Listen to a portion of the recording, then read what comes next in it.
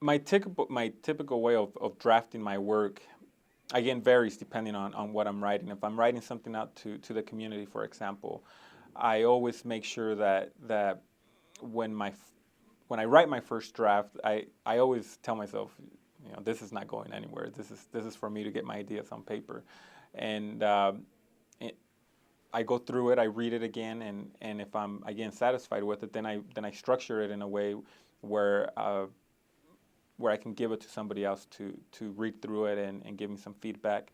Once I get feedback from somebody, I go through the third step of rewriting it in a way that's going to go out to the community.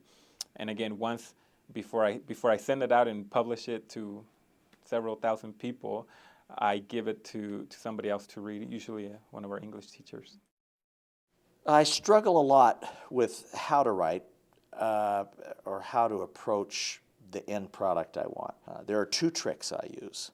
One of them is that I'll say, okay, I'm going to do, I wouldn't dignify it by calling it an outline, but I'll write talking points. I want to communicate that bodies are important, the spirit is more important than the body in terms of who should dominate and the natural man, and I'll pump, and I'll write talking points.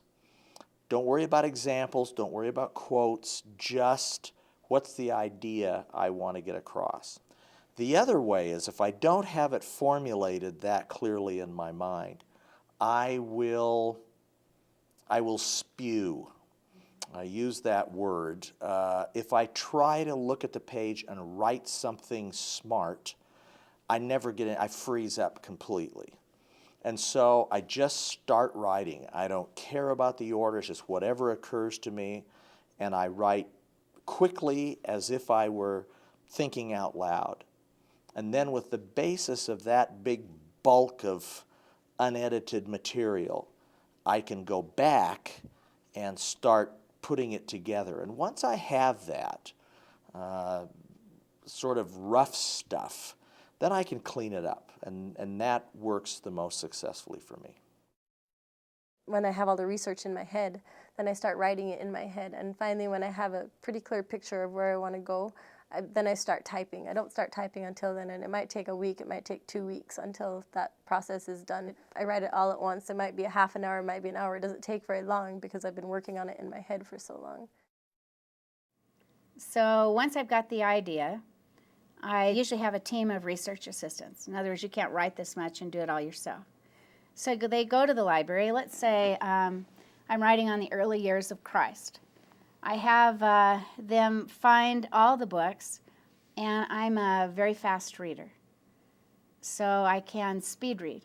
I then take the books home, and as I do it, I'm speed reading pretty fast, and I go, oh, that's interesting, and I circle it, despite the fact it's a library book, but I got to make sure I have a pencil in hand.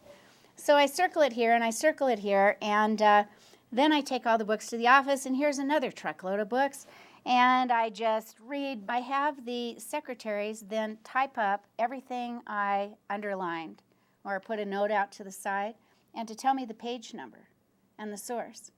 So I never write from a blank page. After it's all in, I may have 300, 400, 500 pages and none of it's my word. And I ask them to keep the quotes together, never split it up on a page. And then I go through like paper dolls. And I cut the whole thing apart. I have a table at my home that's a long table. You'd say it's a high councilman table. And actually, it's one of the most prized possessions. And I take all these strips, and I put it all out in the order I wish to write it. So I put it all out. Typically, I write more biographical than topical. Topical is more hard for me. But if I put it all out in biographical, notice none of it is my words. But I then tape it all back on 8x11 papers, and I bring it back to the secretaries, and I say, put this in order just how it was. Here's chapter 1. Here's all the quotes I need. Here's chapter 2. Here's all the quotes, the references. When I hit the computer, I'm writing to the quote, and it's a creative process. I never write one chapter. I write the whole book at once. and I can stay up night after night. A little bit of energy. I used to work in a bakery when I was a kid, so I'm used to the early baker's hours. But I just write the whole thing. There are many subjects that I've written about that I wasn't quite sure with the cut-paste method and when I got to the end what I would feel about it. But then finally I go, oh, this is it. As far as drafting goes, I guess I just have the personality where I hate to go back over stuff and do it over again. And maybe there's probably, only 95% of the population that agrees with me. So it's important, but what I try to do is I try to when I first start out, if you can get a good outline, first of all, I just write down ideas as they come. And sometimes I'll write down a whole paragraph the way that I feel like it should sound, and I'll just keep writing that down. So I might end up with 4 or 5 pages of just ideas here and there that don't even go together. Then what I'll do is I'll generally go back, look through those ideas. I'll make as detailed of an outline as I can. And then that sets me up for when I write the long version to hopefully not have to come back and redo it too much. I'm the king of the drafts, as it were. I seem to do that more than necessary, but I know I get farther down the road getting something done if I keep writing and revising than if I just think about it. For a science paper, always the best place to start is with how you're going to present the data, all the charts and graphs, and what the main take-home messages of the data are, because that's really your plot that you're going to write the rest of the paper around. So I always do the data presentation first.